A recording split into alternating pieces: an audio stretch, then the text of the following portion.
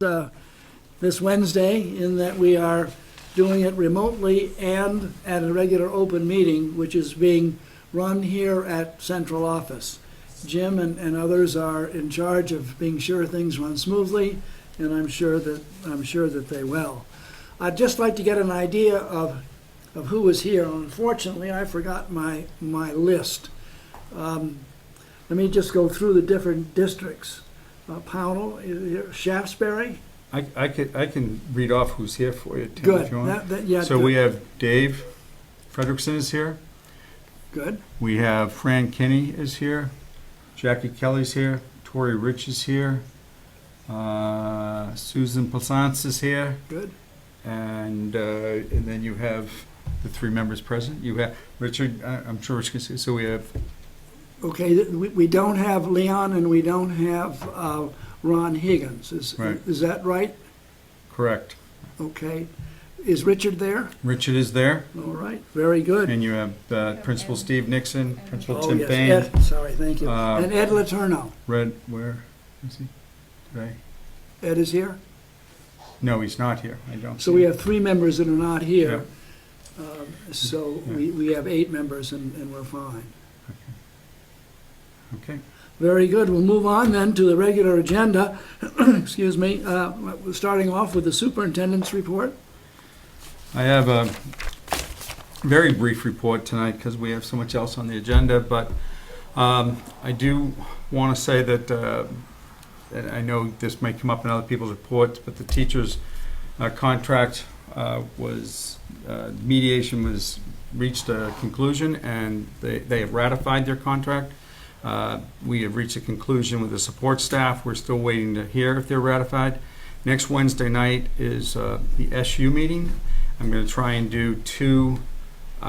triple stack before that next Wednesday, the same type of meeting, physically warned for this location, and everyone else could, and I'll be here, and everyone else can attend remotely, so that we can see if we can get the boards to approve of the negotiated contracts, so that would really help HR start to get the payroll changes going for that. So you'll be polled tomorrow by my administrative assistant as far as availability to see, if we can get everybody present, and that's.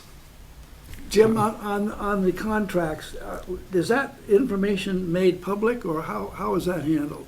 So that the board knows what they're voting on. We have Nick Galt here. So Nick, do you want to address how do we want to share the bullet points of the contract settlement with the boards prior to the vote on Wednesday? Can we do that? Of course, yeah. We have them summarized in what are essentially 2-page documents that go over each of the language changes, the salary proposal. That can be shared in advance. All right, so we'll get that out to all members. Nick, Jim, I'd really appreciate that if you could send it out to the board members so that they have it and have time to read it before they're asked to vote on it. We don't have it for the support staff yet. Both sides haven't agreed on what that is yet, right? Correct, Right. but we should have that. I think we have a sort of a tentative. We So should, with Dina's final approval, we should be good on that. that we can get it out with everyone can have enough time to read it. One thing I did want to mention, because she is here tonight. So Assistant Superintendent Laura Boudreau and I, the last week of school, we visited all 10 of the school buildings, and we did a tour where we could, and restorative circles at every location. And this comes from some of the trauma training that we haven't gone through with Dave Melnick. And I, for one, found it very informative. It was so good to be in school buildings again. We've tried to respect everyone else's, even though they're not in a bubble, tried to, work remotely as much with each school and only go into a school building if we had to. Like the only school I've been into recently, other than when we did those tours, was Bennington Elementary School when I took their new principal for a tour. So one, it was so satisfying to be in a school building again and to see people not just as we are in a Zoom meeting. And then these restorative circles were Laura had 3 prompts that she read to direct the conversation, and it was. Why am I telling you what your prompts are? Do you remember what your prompts are? It really is about what we experienced during the past 15 months during the pandemic. I hate to put you on the spot, but. No, it's okay. So the theme was End Well. And again, Dave Melnick, who supports our trauma work, and John Kidda, who supports our restorative practices work, helped to frame them for us. And it was about, we wanted to hear something that people were proud that they thought they accomplished during this period of time, so that we could celebrate that. And then we also asked them what they would like to leave behind during this period of time, and something that surprised you. And so then we listened to their feedback, and again, it was a nice cross-cut. We talked to a wide range of people. We heard a lot of reoccurring comments that, what some people, I mean, there was, not to put you on the spot as its legislature, but everyone felt disappointed to hear that remote snow days are not a possibility next year. And we think that, by and large, that worked pretty well. And we invested a lot in technology to do it.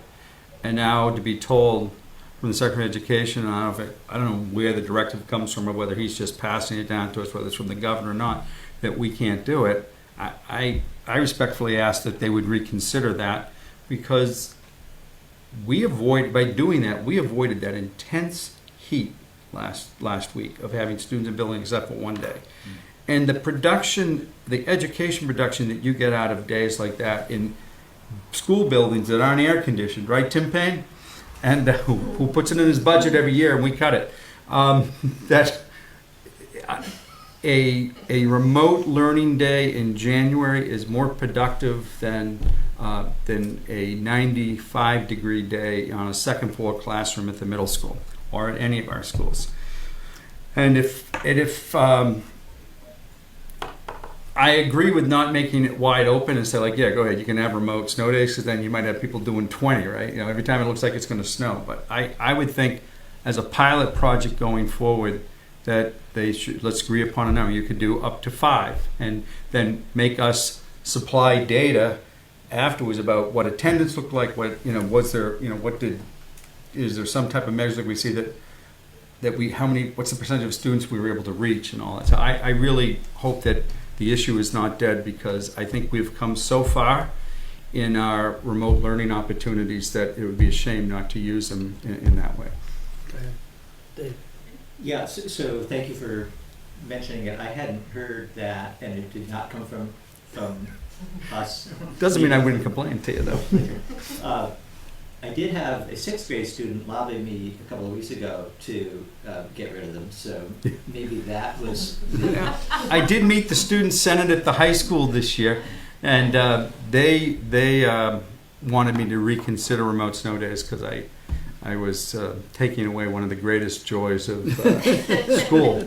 And we did have one physical snow day this year, and that was an early snow day I think we had in November, because we just weren't ready. We weren't ramped up to do all the technology piece, or I wasn't sure that we were. So, I'm surprised that the decision was made so soon, but I suppose that when you're putting together the calendar for starting in August, it's not soon. Right. So, and then I'll go back to, so that's one of the things we heard on the restorative circles. A lot of people are happy that masks are gone. We also heard some people say that they wish that hopefully maybe in flu and cold season we'll keep masks, because how other illnesses had really dropped off. And I saw a lot of fatigue in these circles. And we met with, the circle included teachers, support staff, office staff. And sorry, Tony, it's only your people we didn't have in a restorative circle. We realized that a little too late, that we should have included that so that we had everybody, because, again, I mentioned, your staff been there all along, right? So special thanks to the support staff that didn't have the opportunity to go remote and had to stay there and keep our facilities open. Couldn't have done it without you. So one thing we were asked is, what are we going to do with this information that we heard? So yesterday, We had a administrative summit. We had the Central Office Administrators. We did a restorative circle with them. And then we shared everything that had been compiled from what we heard. And we didn't, I told all the circles that we wouldn't use names, but we would share with what we heard. And hopefully this is going to help us in some strategic planning going forward on how, what have we learned from this experience. And we're going to continue. The other thing that the feedback we received is like, please come and do this again. So please come and meet directly with us and talk to us. And I think Laura and I committed that we would continue to do that. We're going to try and do one with the principals. That's one group that we missed, but we may have been running out of time before they start disappearing for vacation. But if we don't do it next week, then we'll do it during our administrative retreat in August. It was a positive experience. I don't know if you had any. No, I couldn't. It was great, and I have to say that the best part I think was actually just going back and physically seeing and being in schools and around people. So that part was great. But yeah, it was great to see people in person and to listen and hear about their experiences. And to point out things that we completely maybe had not thought of. So it's a good process. The circle by nature is structured with six. It's supposed to be 6 people, and then Laura and I were both there. And it varied by size by each building, and that we had one building that everybody in the building brought a chair out, and it was a little overwhelmed, but because we did it outside as much as possible, but it worked fine, and people respected the process. So thank you. So Thank you. Thank you. I just have a quick question, and it references what David had mentioned earlier. Laura, is the board going to get any indication objective indication as to where the students are in comparison to where they were the year before, or how is that all going to play out? I think Melissa go might be able to ahead. answer where we are on I that. could jump in with the year before is going to be very difficult only because last spring we don't have any results. Can everybody hear you? I think so. Can you Yeah. hear? Yeah, look ahead. Okay, good. Thank you. Thank you, everybody. So the comparison with last spring would not be possible, but what the state of Vermont started to do on their dashboard, you can find a link on our site to it, is they started to compile 3 years of data. And so what I'm hearing now is they'll look through 3 years. So we will have a comparison, but it will be from the previous spring that we do have data. So we will have those soon. They're still compiling. There are still people who are still in school in Vermont. So they're finishing up right now. Our SBACs are done, but we do not get the results until they have all of those results compiled. We're hearing August, and our fingers are crossed. There are some parts of the assessment that have to have a human being going through it. The essay parts and different things like that, and so it takes a little bit more time than just a multiple choice, but we're hoping with comparison, we'll see that 3-year on, again, the AOE's dashboard. Thank you very much. Appreciate it. We can, if there are no other questions for the administration, we can go on then to the Spinelli Field, and I'm not sure Mike or Dave, and who's going to do this? I'm here. Mike is here. Too. Good, Mike. Thank you. I think very good, Mike. You've got the floor. Yeah. So I shared with Amy and with Superintendent Colquhoun the kind of the reports that you guys had asked for at the last meeting, and that should have been in your packet. We got some testimonials from athletic directors in the state. We heard from a couple of them, as well as we talked to some trainers as well. So I put those in the testimonial sheet. I did an FAQ, sheet to try to answer some questions that were posed at the previous board meeting, and then I also included the MSK update. And Renee did forward along after the packet went out, kind of a Vermont Bond Bank kind of interest in data for different bonds. So that didn't get included in the packet, but I did forward that. I know Jim, I think, has a copy of it, and Tim, I sent it along to you as well. So I guess I'm just open to questions or comments. The committee is looking for a thumbs up to kind of move forward with a bond vote. I don't know that we need the 100% correct language and all the I don't know. I don't know what the process is, so I'll throw that to you guys. But we would like the town, the community, to be able to vote in November on these Spinelli Field upgrades, and there'll be time to kind of talk and discuss further. I know MSK wants to come in August and present, some more, things and adjustments. There's nothing that's finalized. I just know that we got to get the kind of the ball rolling, I think, is kind of what the committee is looking at. So. Very good. I hope that everybody, all board members, have had an opportunity to review the information that was sent to you. I know that Jackie had some questions, and an effort was made to be sure that she was in touch with the people that would have answers, or at least statements, on some of the issues that concerned her. Let's just start off by, are there any board members who would like to make a comment on this issue? Jackie? Yes, nothing has been discussed about the discrepancy between our goals in Vermont about going green and then creating a field that is not green. And supplying us with more oxygen and other types of beneficial parts that enable us to live in a green state. Also, the presentation was very one-sided, and it did not, as far as I'm concerned, did not include the total cost. Initially, I thought the total cost was $3 million for a bond, but I didn't see that on your last paperwork.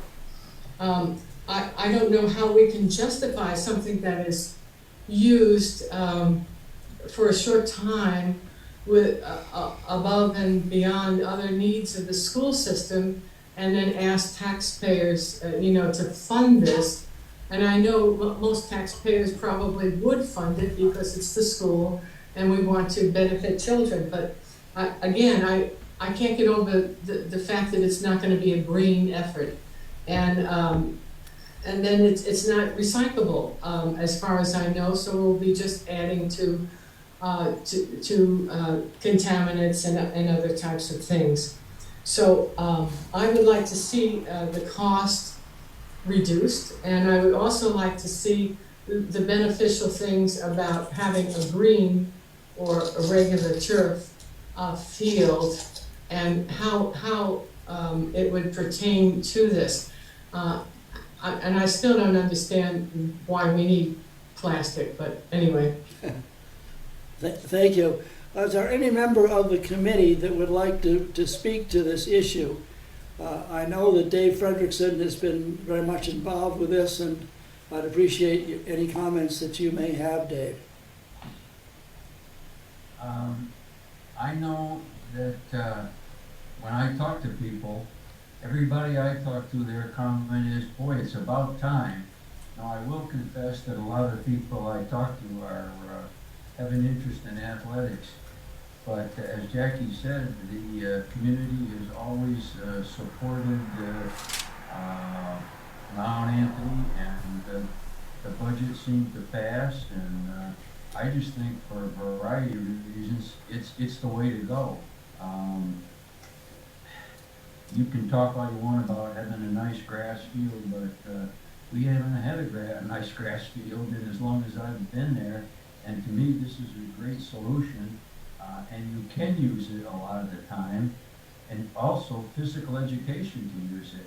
I was a physical education teacher, and at Mount Anthony, it's hard to get outside, and so you're indoors a lot, but with a synthetic field, you'd be able to go outside, and physical education could use it, the community could use it, As I stated before, I visited Brattleboro, Rutland, Hartford,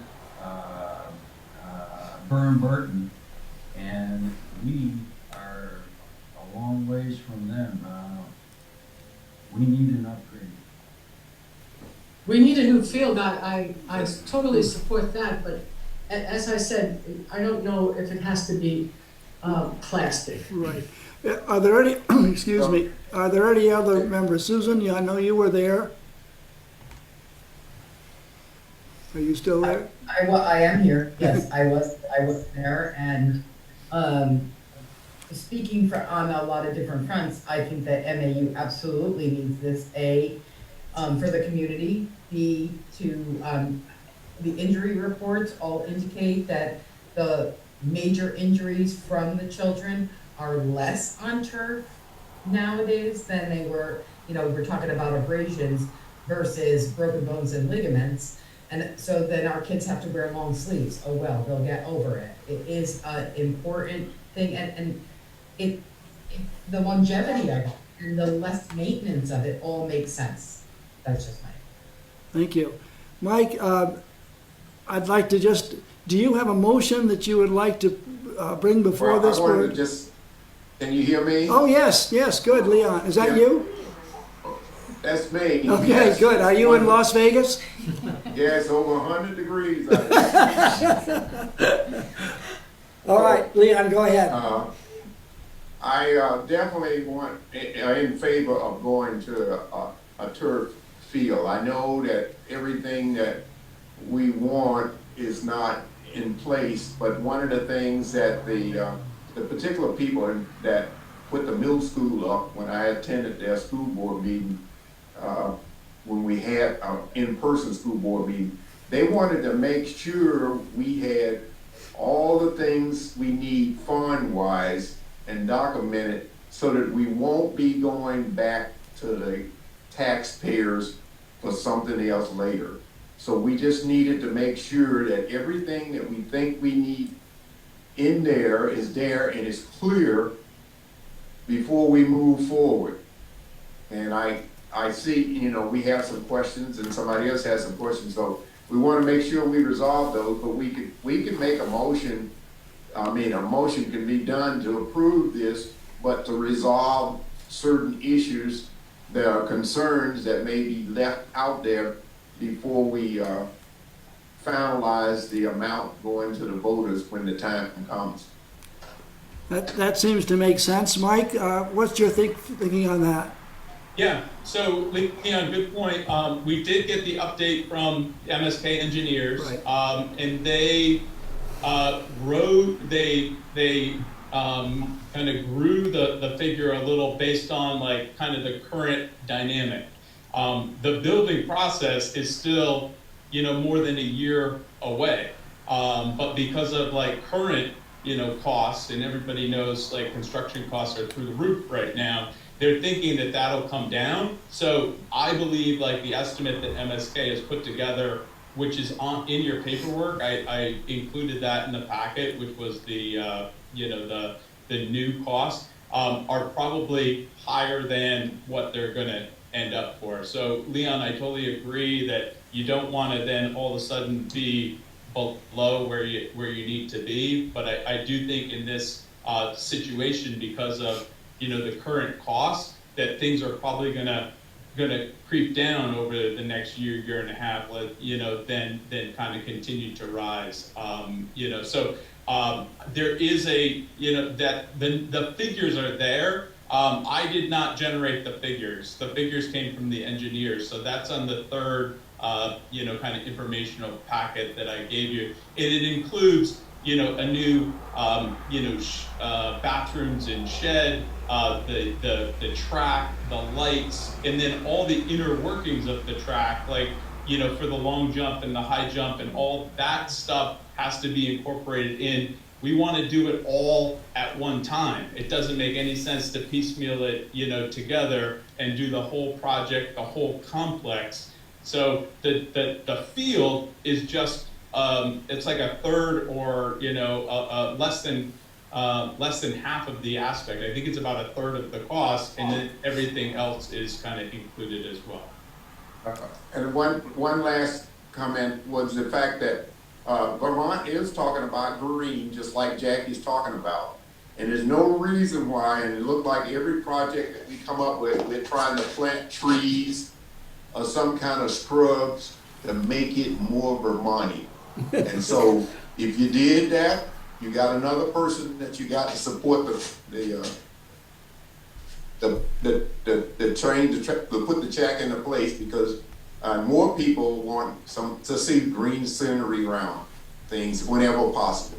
Thank you, Jim. And I do know in this Leon, I do know in this generation of turf, the material is so different, and one of the things that they're commenting on, because it's in for over 15 years, there's less fertilizer, pesticide, there's less all this stuff. So one of the things that now people are saying, and you can agree with it or not, is that, the greener way to go is, and to not throw all the stuff in the grass that you need to kind of keep it alive these days is a synthetic, surface, as long as you've got the non-rubber material, and they've come so far in the last, this third generation of turf, which is the last couple of years, is so far advanced from where they started. So. And can I make a comment too, Tim? Yeah, sure. Most of the synthetic turf fields today can be repurposed and recycled. So that's the other thing. To Mike's point, they've come so far that you're not just ripping it up and throwing it away when it's time to resurface it. They're repurposing it, recycling it, and using it again. Well, thank you. For those of you, Tony is the head of Buildings and Grounds, and he's been a great asset to us through this whole thing. We haven't really had a chance to get to know you yet, Tony, but thank you, and we'll be hearing from you a little later. Yeah. Okay, so Mike, do you have a motion that you'd like to make? I think Ed Paterno has. Well, I don't know.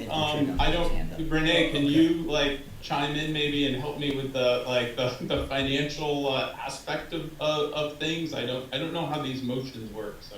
Sure. I don't know if Ed wants to make a comment. Yes, I thank you. I didn't see it. Hands up. I do too. Okay. I have not. All right, let's start. Excuse me, hold it. Let's start with Ed. Ed, I'm sorry I didn't see your hand. I have not seen the total anticipated cost of an artificial field versus a green field, grass field, and I don't know how much it's going to add to the annual budget. And I think we need to explore that and state that before we have a motion to go forward. We did explore that within the committee, and Well, that that was, needs to be shared with the board. I know. Well, Dave and Susan were in. All that the committee was tasked with was coming up with our recommendations. So this is our recommendation based on all the analysis that we did. We're not a committee to say, hey, here are our choices and options. Dave and Susan were part of that plan when we looked at all these things, and we had lots of different options in place. So this is our recommendation from the committee. Renee, would you like to? Who? Fran. Fran? I want to speak too. Yeah. What's that? Yes, I'm sorry. I'm having trouble seeing the hands. Go ahead. I didn't put up a hand. I just figured I'd speak. A question I have, for the new toilet in the storage building, what in the hell are they building for $325,000 and build a nice house for that? So I would like to know, maybe Mike knows, how big is this building? And is it gonna go in the same spot where the old ones are, by the bleachers? I see you shaking your head, yes. Yeah, so it is, it's a bigger building. It's a combination. Is it a 30 by 40, 50 by 60, what is it? You don't know? Tony may be able to talk more of the specs of it. I don't remember, Fran, I don't remember the exact dimensions, but it's getting moved over to where the ticket booth is. The ticket booth is being incorporated into the building now, along with the bathrooms, along with the storage, and it's gonna be a heated facility because we're prolonging the use of the field. So now you're gonna have the ability to have a football game in November and the people in the building and the ticket booth aren't gonna be freezing. So some of the up cost on it, obviously, is going to be, the insulation. Then we're also putting a crow's nest on the roof of the building for the visiting football and soccer teams to be able to record and view their teams. And right now, they don't have a spot for that. So that's gonna go on top of that building. And then from there, you're gonna have a space, and then it's gonna be the visitors' bleachers, which will be right on the 50-yard. Well, what's the box that we have across in the old bleachers over on the other side where the snack bar is and all that stuff? That's a box that's for the home team and the press. If you try to squeeze the visitors in there. Okay, all right, well, that's why I'm asking these questions. Yep. Another thing is, I think the CDC could do some of this stuff instead of trying, 325 grand's just way too much money. I hear what you're saying about what you want to do, and that's fine, but you got to think of, hell, you got people that can't fix their own houses, for God's sakes, and they're going to build a toilet and building here that's almost $500,000. It's crazy. But anyway, that's my opinion. The other thing I had is some questions on the about the maintenance of this thing. Now it says, are the custodians going to have training to do that, to look at that? And the other question I have, it says here in one of the company that installed it comes out twice a year to sew the seams. Now how much, I'm just wondering how much does that stuff cost?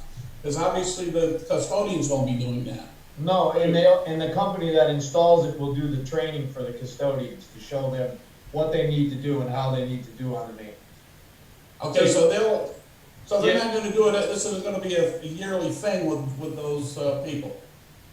So the Fran, people that install. that example was from another school. That's what they did. That's what they did. So we've not gotten any details about what the company is going to do and what they're, so that was what another school chose. They don't have their maintenance guys do it. They do it. The maintenance doesn't touch the field. The installers come and work on it. So all of those things I think can be worked out, in August or September we can look and say, hey, here are the field, options, like the companies, they'll put bids in and whatever, or I'm sorry, not in August, but after the vote happens. Yeah. And the same thing I would say about the shed, the bathrooms, the storage. We went up because we said, hey, if we're gonna want to upgrade it, you might as well put the bits in to start with. We certainly can pull back on that. It's nothing is set in stone, and that's something that the engineers are willing to kind of work with and let you guys see the design and kind of what it looks like and going forward. Okay, all right, thank you. That's all I had at this point. Thank you. Thank you, Fran. Is there anybody else who'd like to make a comment? Okay, back to Renee now. Yes. I think at this point, can you hear me okay? Sometimes Yes, we can hear you. cut out on me. Okay, And great. we can see you. I think we'd be looking for authorization to take the steps necessary to proceed to a public vote in November, and also engage legal to actually come up with the language that we would be using on the ballot article. Very good. And I'll motion that, Okay. that's clear enough to me for motions. Well, let me ask Renee to say that again so that we all can hear it. Thank you, Leon. Go ahead. See if you can. No. Authorization to take steps necessary to proceed to a public vote, and also engage legal for proper language for the ballot article.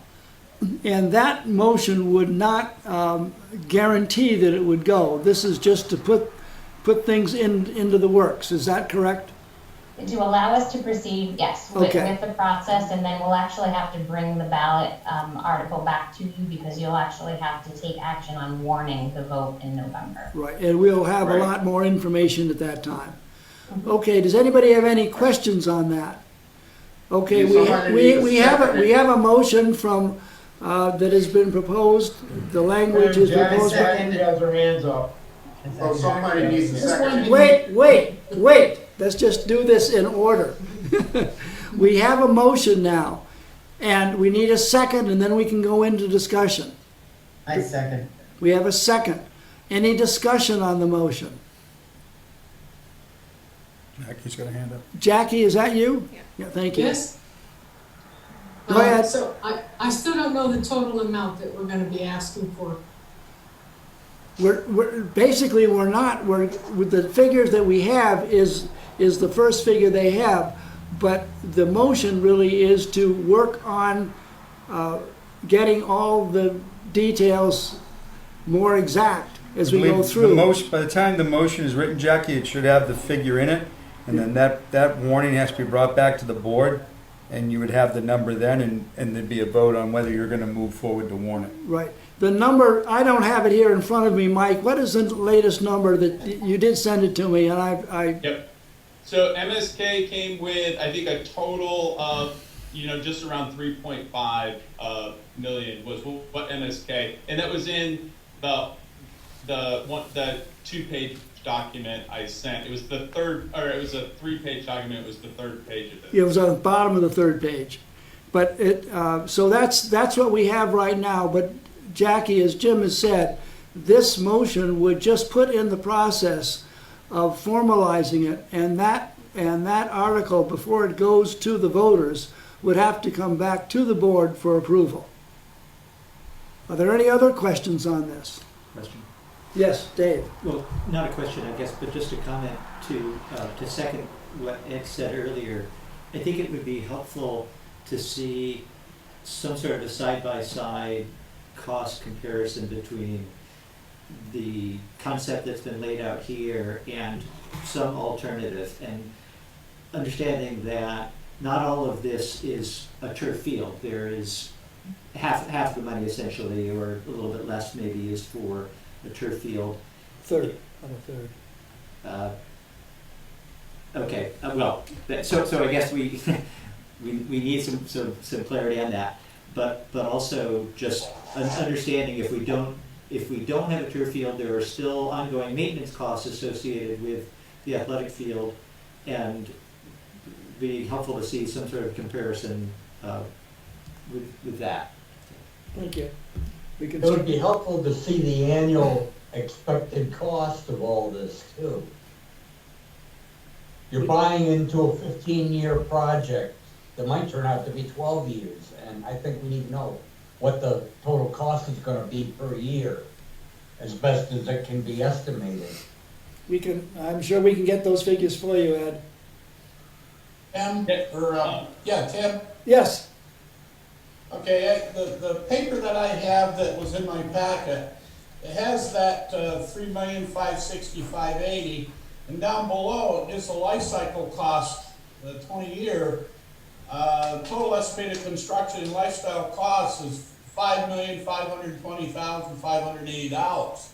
So, I mean, people look at that, and it says underneath that, assumes synthetic turf system is replaced every 10 years.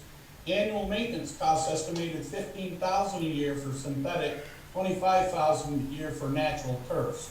So I mean that's on this paper. So it's actually going to probably be more than $3.5 million.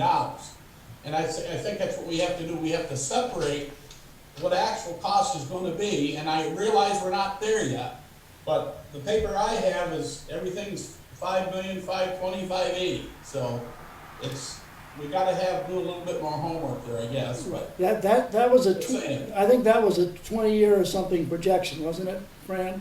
Yes, 20 years. 20 years. Yeah. Okay, we can get those figures and we can move on. Thank you, Fran. Are there any other comments before we vote? Okay, all in favor of the motion signify by saying aye. Aye. Aye. Opposed? Opposed or?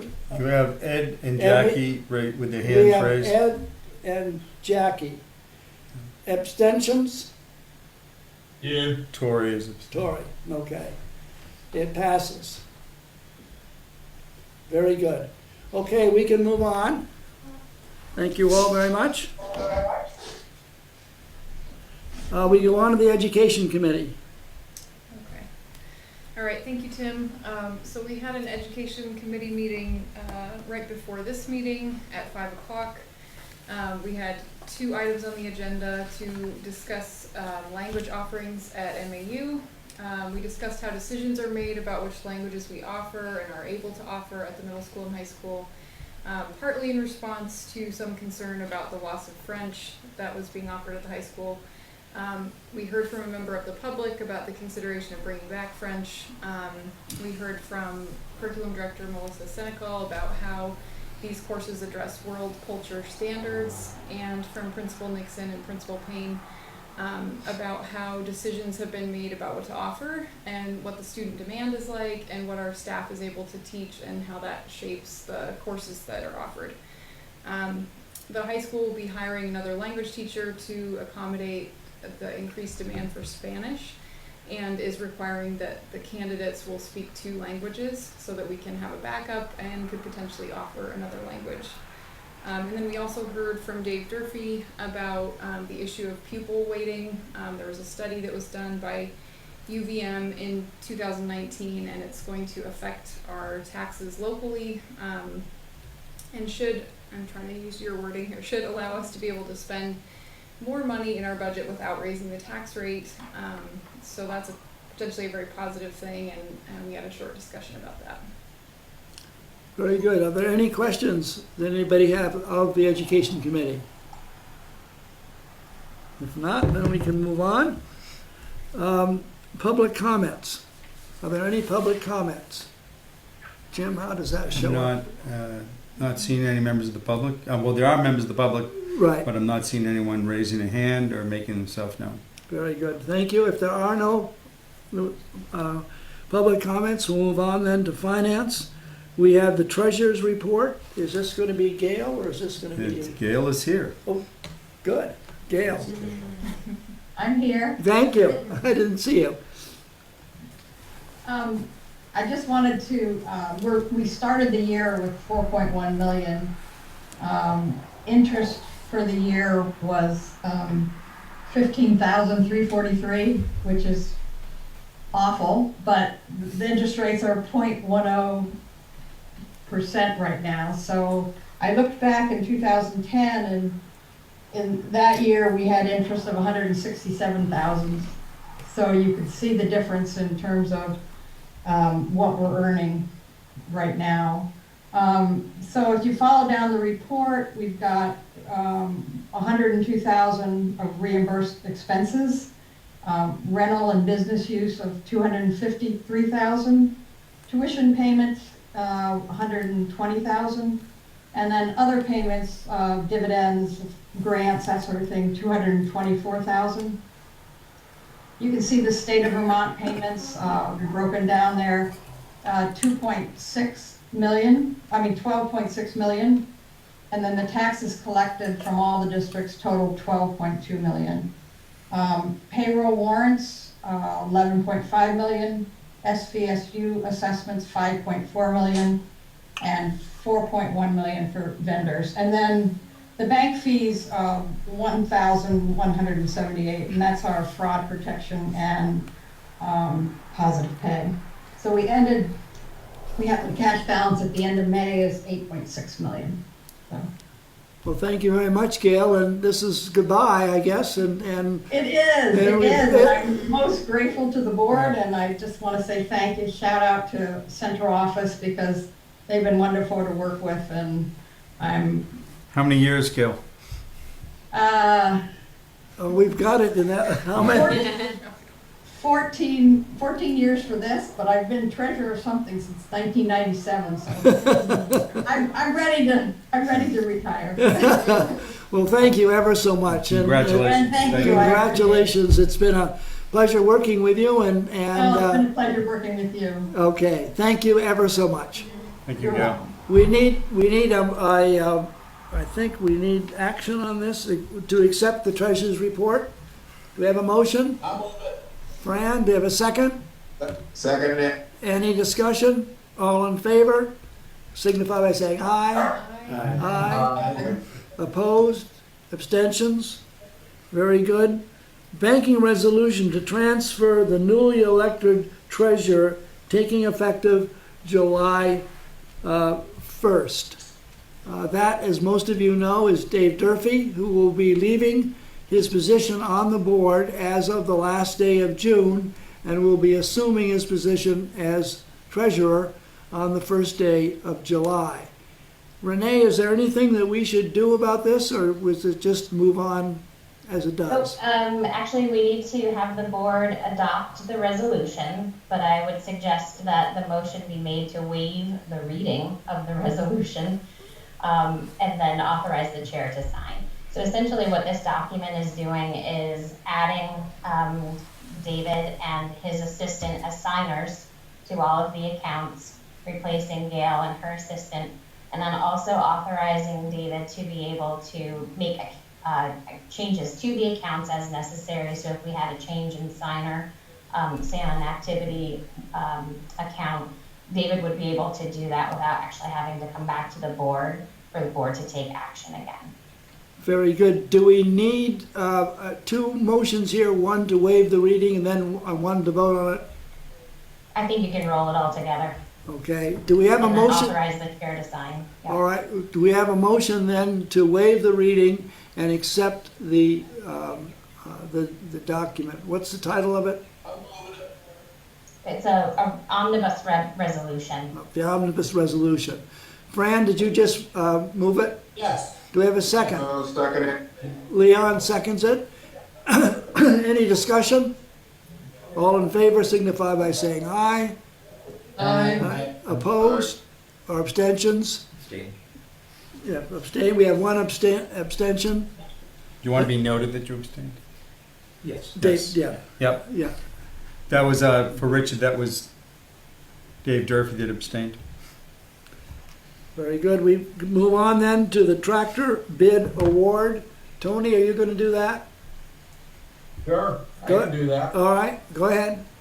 So I recommended, we had 4 bids, two from one company, one from another, and, one from another. I recommended the Kubota, and all of you probably looked at it and said, okay, you recommended the most expensive one. Well, I want to give you, first of all, a couple reasons why I recommended the first one. JC Tractor was one of the bids, and I know you guys got all these because I believe Amanda sent them to you guys, right? All the bids. I did not, it could have been sent, but I didn't see it. Okay. Well, the first company, JC Tractor, they sent two bids out. One of them was called the Z-Tor. I've been around for a long time, never heard of it. The other one was a Branson, which in my opinion, and talking to farmers, construction guys, is basically a very low grade model, okay? Then you had the New Holland from Capital, and you had the Kubota, which now you're kind of apples to apples as far as I'm concerned, looking at all the options, looking at all the details. One of the big reasons why I went for Kubota is, first of all, the sales rep made it a point to make an appointment, so I was there when he looked at our tractor that we have for a trade, asked questions about options we wanted, looked at the unit, made it known that if we went with them, he would come and do training for all the maintenance staff, ground staff, I should say, to be able to familiarize themselves with the unit, use the unit correctly. And he also offered $10,000 as a trade-in for the one we have, which brings it down to about $1,000 more than the New Holland, who I don't believe ever came out. never spoke to me, didn't offer a trade, so maybe he'll trade, maybe he won't. And finally, I got all the details of the new Holland. In the bid packet, the Kubota has, like when you buy a car, the sticker on the car has all the different specs and details. I had no idea until today at about 3 o'clock what the New Holland was. So I did research on my own, and looking at both units, Kubota's got a couple features that are a little better. New Holland's got a couple features a little better. I really would like to ask the board to consider either the New Holland or the Kubota.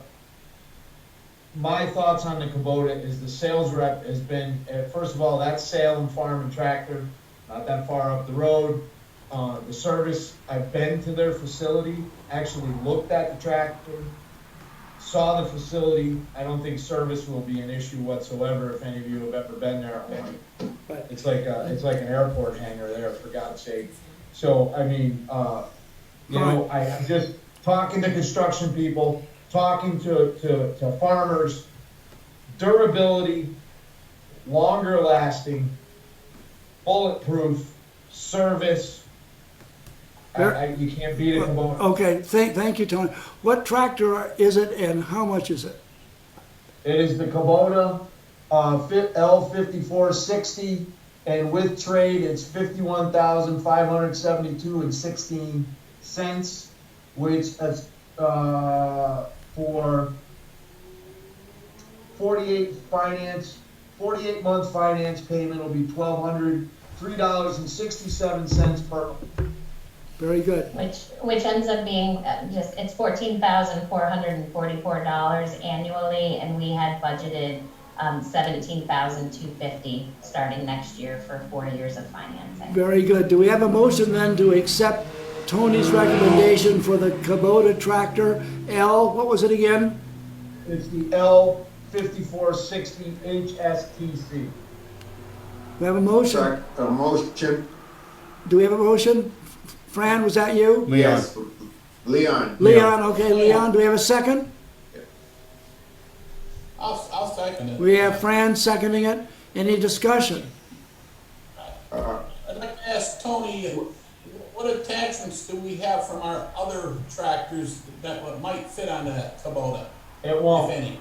It won't. Our other tractor, our other tractor's a John Deere, and unfortunately, we got no. And again, in Amanda's proposal, she reached out to about 10 different companies, and John Deere didn't even come out and look at it. Yeah, okay, well, it's unfortunate. Yeah, I agree. What attachments are needed? Well, we're gonna have, obviously, the front loader, you're gonna have a bucket loader, we're gonna have a mower deck underneath it, because, a rear mower, because, I don't know if you guys know, but the big turf mower, the Toro turf mower that they had for years, that was about 30 years old, finally died, and it's ridiculously amount of money to fix it. So it doesn't make sense. And then to buy a new one of those is more than a tractor. So we got it with a mower, and it's gonna have forks on it so they can lift pallets and they can lift different things at the facility when we get deliveries and stuff like that. Thank you. Yeah. Any other questions? I don't have another question. I make the motion. What I like to see here is that I like to see all the positive benefits discussed of the person, of the team, of the company that we're recommending to go with, as opposed to things that the others may or may not have contributed in that. And I'm just saying this out here because we never know when we need other individuals or other companies and so forth to do business with us. So when we go through the bidding process like this, as I'm in favor of the Kubota, I'm in favor of all the things you said because I noticed the truth. And I'm saying I just wanted to hear the confirmative things as to why you recommended them. And that was the advantage that you got from this and want the board to support your recommendation. Thank you, Leon. All those in favor, are there any other Jackie, did your hand up? Jackie is, yep. Yes, yes, so we're going to pay for this in installments, year by year, is that correct? Yes.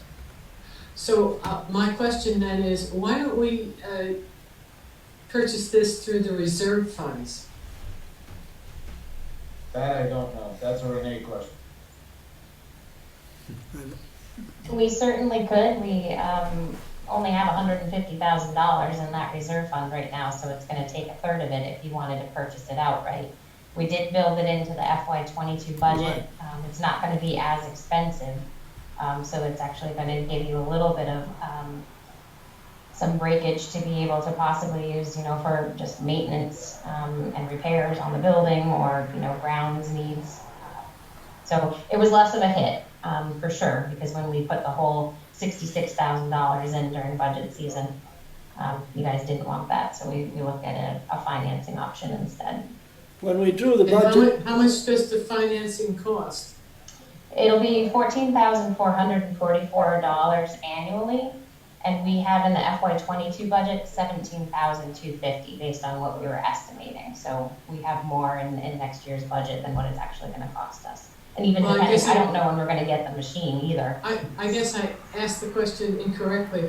How much more does it cost us to finance it rather than to pay for it outright? Oh, I see. I can tell you the rate we were quoted at was 5.39%. How did it do Kubota financing? It's about $6,000. So it doesn't pay us. Is there a lease program on this thing too, or no? No. Nothing, okay. No. And again, guys, I'm recommending Kubota. I'm all about sales and service, and this guy provided that. The other ones acted like they didn't even want us to buy it. okay, we have a motion on the floor. Are there any other comments? If not, all those in favor of the purchasing the Kubota signify by saying aye. Aye. Opposed? Jackie, are you opposed? No, Okay, sorry. I said aye. Okay. Abstentions? Okay, thank you very much. We can move on then. Weight room project. Tony? You guys stick a hair in front of me yet? Not yet. Okay, so, again, I'll try to keep it brief, but I understood that this project was already presented to you guys back pre-COVID. Basically, everybody came to a conclusion, there was numbers, it was set to be drawn up to go out to bid. COVID hit, the whole thing shut down. Well, it's back again, obviously, you see it in front of you. What I did is I met with Goldstone, I met with Control Tech, the HVAC company, I met with Hathaway. We went through the numbers, obviously you all know construction costs have gone up. Came out with a new number.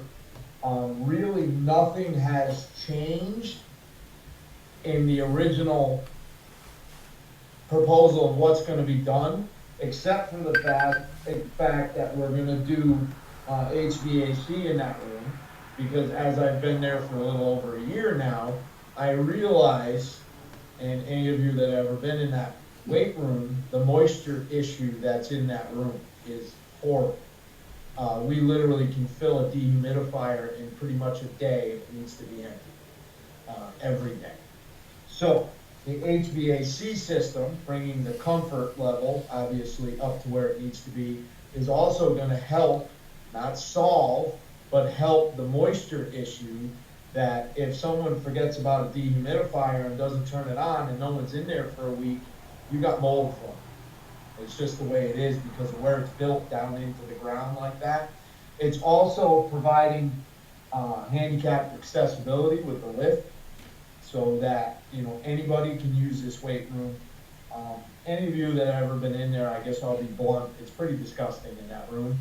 And this complete redo of it will just change all that and really make it a nice facility. Ashley and her team have purchased all new weight equipment. It's ready to go in there, and I don't want to put it in that room. I'll be honest with you, I just don't. You know, it needs this. So what I had them do is just basically show you what the increase of the cost is going to be. Very good. Renee, where are we with that in terms of our budget? So Tony, what is the total that it's at now? Because I've got the budget. They got an estimated range of between 154, 945 to 189, 377. So in next year's budget, Tim, we have $397,000 allocated for maintenance and repairs at the high school. We had kind of noted that we would be looking at the 84 wing roof, some carpeting and some paint, the red building, and then of course the weight room. So I think we're coming in probably $10,000 to about $30,000 over what we were thinking, but definitely within, you know, the range, because I'm not sure if we're actually going to be able to get the roof done this coming year. We might want to do it next summer when the prices come down, because we'd be paying the premium trying to get somebody to do it right now. And the availability from that 84. The good thing about the 84 wing roof is it's sloped. So the snow and the rain, it's not like the flat roof of the high school where it just sits there. In this past winter, really wasn't an issue. So, and with the price of material for roofing right now and the availability of the roofers, first of all, I don't think we'd get it done this year anyway. Tony, Even if we said we wanted to. what is the construction timeline on this? If the board approves it? Well, we gotta put it out to bid. Okay. It's gotta go out to bid.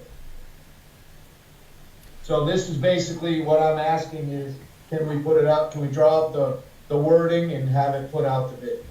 Okay, does everybody understand what Tony is looking for here? Does everybody understand the amount of money that is budgeted for this project? The board at the time it approved the budget was well aware of the condition of that weight room and felt strongly that we should be doing something about it. And that's why this whole thing has been presented to us. All right? Yes. Yes? No, I agree. Okay, very good. So we need a motion then to put this out to bid. So move. Do we have a second? Second. Do we have a second? Tony, is that you? Okay, thank you. Does any discussion on this? Just because, Tim, yeah, is there, well, I guess I had asked Dave, if there's any other pressing projects that are more important than the weight room. And I'm not saying the weight room isn't important. I'm just saying, is there something else that's more important than doing that weight room right now? Are you asking me, Fran, or are you asking Dave? I'm sorry, Tony. I called you Dave. I said I meant to say Tony. Yeah. Sorry. No, I've been called worse than Dave. So haven't I. No, not really, Fran. I mean, you know, no. Okay. I would have to say All right, no. well, that's fine. I wanted to make sure that, in case we need something else. very good. I'm Okay. fine. All right, do we have a motion? Anybody else? Ed, is that your hand up? Yeah, I Yeah. have one. Do we have any estimate on the COVID-19 related repairs that have to be made to the building and what that cost is? We'll be paying for all of that through grant funds. Thank you. And we don't, and the engineering report is not back yet, Ed, on that, for the high school. Okay, we have a, Jackie Jackie. and Leon both had their hands up. Jackie, go ahead. Okay, so I'm wondering, and I know how important HVAC is in a weight room. I mean, even whatever. I mean, I've been in weight rooms and they smell so terribly. But The, can we shift the cost of the HVAC to the other HVAC projects? We probably could, but my fear is if we're gonna go into the construction and do the work in the weight room, we should do it all at once, because then you're gonna put new flooring down, you're gonna put new equipment in there, you're gonna have paint on the walls, and then you're gonna put in a HVAC system. I'm Well, I kinda- think the HVAC system needs to be in there before you do any of the painting and, Right. and other things, so that's why I'm asking, you know, if that couldn't be installed immediately. We're looking at a timeline, we're hoping, with availability and everything. I'm pushing, if you guys say yes to the bid, put it out the bid, I'm pushing for September, this thing's either in the works or done. We wanna push this thing and get it going. Leon, did you have something? Yes, my question was gonna be, during the time that the weight room is out of commission, what alternative plans that we have for the kids that needed to use that? I talked Have we made an to Ashley agreement about with that. the rec center? Sorry, Leon. I've talked to Go ahead. Ashley about that, and there's gonna be a weight room available. We're gonna figure out something, put it somewhere, either work with the rec center, do something at the high school, give them another area. They will have weights available while it's being done. Okay, Are thanks. there any other comments? All right, all those in favor signify by saying aye. Aye. Opposed? Abstentions? So Tony, when you get these, you'll get the bids, you get the language and the documents ready, goes out to bid, you'll bring it back to the board. This is not Right. an approval of the project, it's just an approval of sending it out to bids, just so Sure. we understand. Okay, All right, thank you, everyone. thank you. Okay, Vermont Community Foundation 500 grant for the Opportunity Fund for Southshire Youths. I'm not really sure what that is. Renee? It's Saga. It was one of the groups, after-school programs groups that they applied for a grant. The $500 is going to be used to provide paint and materials to paint a mural in the high school. And the design's already been selected by SAGA. It's designed, ready to go. Okay, thank you. So this is not an expense, this is just an approval to do it. Approval of acceptance of the grant. Accept another grant. Do we have a motion? Yes. So moved. Have a second? Second it. Second it, Tori, thank you. Any discussion? All those in favor signify by saying aye. Aye. Opposed? Aye. You're opposed? Do we have all those opposed? It's unanimous, I understand. Okay, we can move on then. Consent agenda. Do we have a motion for the consent agenda? Fran has a second to it? I'll second it. Leon seconds it. Any discussion? Question. Yes. Dave? I noticed that we're hiring a male physical education teacher to replace a female physical education teacher that retired. How many physical education teachers do we have, and how many are male and how many are female, please? Steve Nixon? Yeah, currently we have 3 PE teachers. All the PE teachers are currently male. And we have another PE health teacher to hire yet. But I don't know if we're getting that many female applications. And obviously legally we can't ask for that. That does create a problem in the locker room, in the female locker room, if there's no female teacher there. We have a backup plan for that, Dave, in case we end up with an all-male staff. Ashley Hoyt has agreed to help us out, backed up by the nurses and backed up by our female security person. So that's 4 females that we have in case someone has to get in there. Thank you. Any other questions? All those in favor of the consent agenda signify by saying aye. Aye. Opposed? Opposed? Abstentions? Very good. We move on then. Policies. Leon? Yes, you have, two policies. Policy number, 4035, conflict of interest in hiring. And, this is in for warning. There was some wording that we needed to change to make sure that we wasn't tying our hands completely when it was necessary to hire a particular individual, in terms of, our view of a conflict of interest or appearance of conflict of interest. So we changed some wording to make that so that the administrators can do what was necessary. Okay, do we have a motion to accept that warning on policy 4035? I'll move So it. moved. Okay, the second? Second. All, any further discussion? All those in favor signify by saying aye. Aye. Opposed? Abstentions? Very good. We go on the next one, 5030. That's the attendance policy, and it's around for adoption, and it's without any additional changes to it. Very good. Do we have a motion? I'll move it. Do you have a second? Second. Any discussion? All those in favor signify by saying aye. Aye. Opposed? Abstention? Very good. We can move on then to administrators report. High school, Steve? Thank you.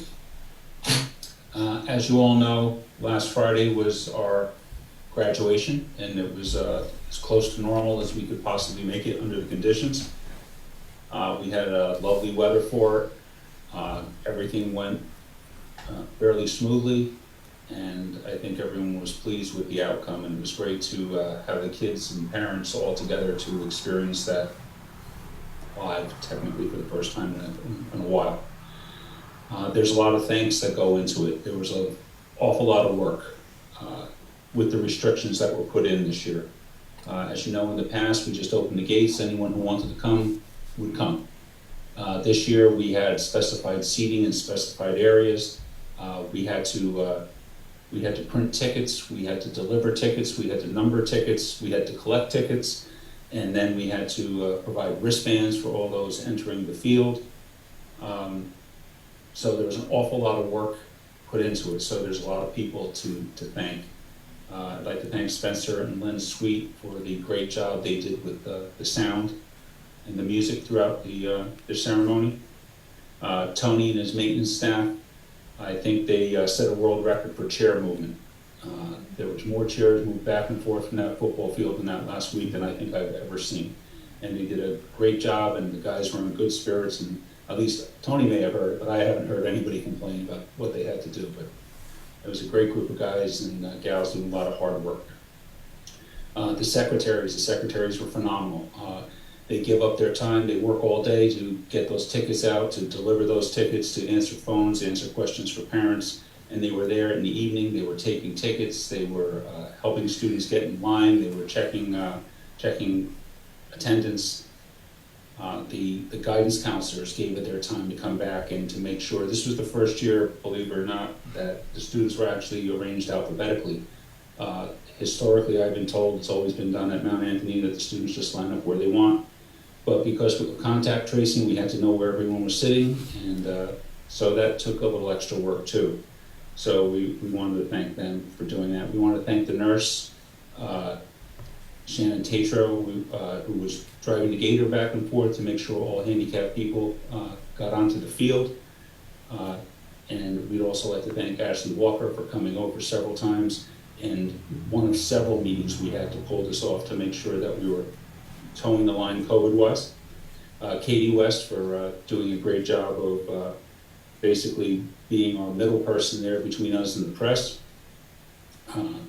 So it was an awful lot of hard work by an awful lot of people, but you couldn't necessarily tell that, and that's because they did such a great job and it ran so smoothly. So I'd like to thank them, and I think all the parents and the students were happy. And I know we have a couple of people here tonight who had their own children going through the process, and I hope they all liked what happened and appreciated it. Also, we had some senior celebrations. We had a senior giveaway that sort of substituted for our all-night party. That happened today. And again, I sat with the Bennington Police Department, who were very supportive through the whole thing, through the graduation and through today, who were there for us, all the secretaries, to make sure all the students received everything that they needed to receive. And we couldn't have pulled that off without a lot of community support, so please indulge me while I go through this list of people who contributed an awful lot to our senior class and reached out to help when they were needed. So our thanks go out to, and I'll also be sending all these people a thank you card and a personal thanks for everything they did. Coggins Auto, Tatro Concrete, Hannaford's, Bennington Car Wash, Bennington Pizza House, Willie's Variety, Advanced Auto, All Service Sitco, Bill Latour, the American Legion, the Village Salon and Spa, Gene Dewey, RK Miles, Ramontos, and Benners. An awful lot of thanks to those people for their contributions for our kids. These kids weren't able to fundraise for 2 years because of COVID. They had very, very little money to help them. And we're very, very appreciative. And the kids are ecstatic over some of the things that they got to do. And they thought at the beginning of the year they might never get to do. So that's my report, if anyone has any questions. Thank you, Steve. Any questions for Steve? Just make an observation. Yeah. Steve,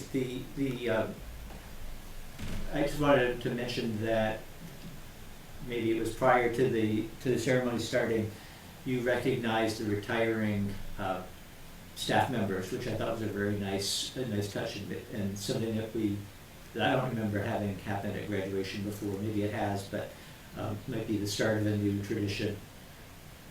Very good, thank you. Well, they deserved it. There was a lot of people who put in a lot of years there, so like I said, I think it was 136 years combined by those 5 people. It was nice to see the faculty members show up too and be part of the ceremony. I know that the students have had a tough year, and so has the faculty, and they're giving up a Friday night, so that was appreciated. I think one really big positive that came out for, as some of you may remember, I wasn't here, but from what I heard is, when I got here, the stage was in front of the end zone, right in front of the field goal. And years ago, it used to be in front of the home stands. And that's where we moved it this year back to that, so there was, we could spread the people out more to get the social distancing. And it's, in actuality, what it did was it brought people closer to the stage so they could see it more. And it brought the staff right behind us so the students could see the support of the staff there. So I think going into the future, we're probably going to keep it, the stage in that direction. Thank you. Any other? Okay, we go on. Tim, are you there? I am. All right. I'm similar to Steve. I got a list of folks to thank at the end of an interesting school year. I just wanted to say thank you to Carol Wilwall, who is our hall monitor, crossing guard for the last 25 years, and in the age of COVID, she's the greeter. So I just appreciate, she's one of the kindest human beings that I've met. It's nice to have her as the face that welcomes you into the middle school during this time. But 25 years, we had a quiet barbecue ceremony on Friday with staff. We got to recognize her. I also want to thank Kathleen Milani, who is one of my sole retirees this year. She was not able to finish the school year, but she's been an amazing support in the building for the 9 years that I've been there, and really stepped up recently. And she will be missed next year. But I know she's very happy. I get text messages from her with grandchildren around her, so I know she's in a happy space. We did have an 8th grade celebration. Thanks very much to the parent organization that supports the middle school. We offered that on June the 7th. 8th graders had a field day. We had food and a DJ and some activities, all socially distanced, and the students really seemed to enjoy that. And the parent observation was that they seemed to just want to be able to hang out with a larger group, so that was nice to see. I want to thank specifically parents, Meredith Capella and Chayla Sikora, who met with me, and Christy Whitman, who is both a parent at the high school and a teacher for us. Many meetings, many ways trying to be creative to give these kids a celebration, and they really did a very nice job. We were able to have a parade again this year for families, 2 hours. Folks sitting very patiently in line. It was a warm evening, if you remember. Monday was about 90 degrees and sunny, and everybody was smiling. Kids got dressed up. Cars got cleaned. I saw more clean pickup trucks in 2 hours than I've seen on a dealer's lot, and folks were just in a really good mood. Thanks for asking, Tim. It was warm on Monday. The upstairs temperature was 85 degrees, recorded in Adam Carmichael's classroom. I believe I received a picture of that thermometer. And I appreciate the superintendent taking my daily pictures on his phone, so I just want to make sure the community is aware of the fact that 175 square foot black roof has an effect on the learning environment. So just something to consider, as I will gladly sign up for the weight room list for consideration of future projects. I want to thank Steve and his staff. I got to participate in high school graduation this year along with Leon and Renee. We had kids that graduated. It was a really nicely done, a very pleasant evening, nicely done. The staff could not have been more polite. I sat with the family. You could hear it. And I would just beg Steve and his staff to consider going forward with a ticketed event, maybe not 4 per family, but a ticketed event nonetheless. In that it felt like a graduation and it didn't feel like Mayfest on the 50-yard line. So I really appreciate that, and I hope you consider that as you go forward. Everybody, greeters, office staff, faculty, grounds crew, everybody was so professional. It was really a top-notch event. So congratulations to Steve and his family, or his crew, for doing that. I think I'm all done, other than I just want to commend Leon. Not only his grandson had an outstanding graduation evening, but also his commitment as a board member as he sits in Las Vegas, which I imagine has some options for him to be doing right now instead of this. But 115, at least it's a dry heat, right, Leon? So you're all good. I'm all set, Tim, if you don't. I'll take questions if folks have. Any questions for Tim? No, I just wanted to echo the efforts about the high school and the professionalism of everyone that participated into that. I try not to say hardly anything as much as possible, but the management of the individuals coming to the graduation and leaving the graduation by the law enforcement was just outstanding. I mean, they helped make this a good graduation. And so they were very friendly to everybody. I mean, everybody was smiling. And I mean, the people that they talked to and so forth was just gleeing. So they made things work really nice, and they needed to know that. Thank you, Leon. Thank you. Very good. I wanted to say, as a parent who's attended Mayfest on the 50-yard line, I have to agree with Tim, and Steve, please take that into consideration for future parents. Thank you for that. Thank you, Lee. I appreciate it. All right. Are no other questions for Tim or Steve? My report is brief. As you know, we will not have a meeting in July. If situations arise where we have to have a special meeting, you will be informed of that. We probably will have no committee meetings either. But once again, if it is appropriate to have one, we will have one. And I'd just like to thank all those people, teachers, administrators, whoever, for successfully negotiating a teacher's contract. It wasn't an easy settlement, but those people involved in it, I think, did an excellent job. Very good. Are there any other issues to be brought before this board? Tim? Yes? I'd like to suggest we send a congratulatory letter to our 2 softball coaches and thank them for the great job they did. Very good, thank you. Thank I'll you. consider that to Gary. Yeah, Carrie will take care of that, and we're getting some help from central office in those letters too, so we'll be sure that's done. Thank you for bringing it to our attention. You know, I just have to say one thing, not only to this, you know, for the coaches that did well. I feel like the whole staff needs to hear from the board that we appreciate what they did this year, their effort. I know that some of them worked tirelessly to make things work. I think that they should all hear from us, to be honest, the teachers and the staff and the administration. Okay, thank you. Now we'll see what we can do. Okay, we have an executive session set up. We need a motion to go into executive session. Oh, moved. Do we have a second? Second. Second. We will go into executive session. It'll take a few minutes to set it up. We will be joined in executive session by our attorney. I'm going to ask the director of HR come in too. Excuse me? The director of HR also. To join this meeting? Yep. Nick, did you hear that? Nick? I did, yes. Okay. Yes, I did. Thank you. Okay, very much. All others are very good. For the record, do you need to read what you're going into executive Yeah, session you for? may have to come out and take action. So you should announce that, Tim.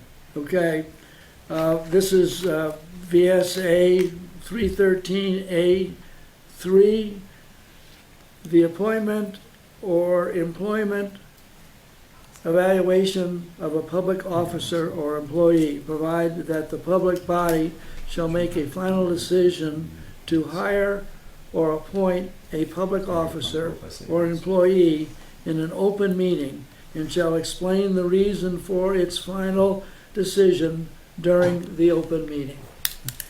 I'd like the assistant superintendent to come in too, if that's possible. Okay, we also are going to invite Laura Boudreau to attend the executive session. So we got to ask Cat TV, are you off or how does Yeah, that? I can make it go off and then I can come right back. And you can sit in the lobby and. Yep.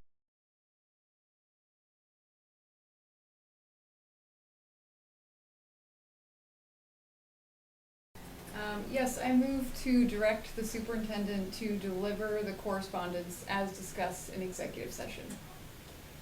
Do I have a second to that? Yeah, I second it. Any discussion on that? All those in favor signify by saying aye. Aye. Aye. Opposed? Abstentions? It's unanimous. Is there any other business to be brought before this board? Move to adjourn. Do we have a second? Second. Any discussion? All those in favor signify by saying aye. Aye. We are adjourned. Thank you very much.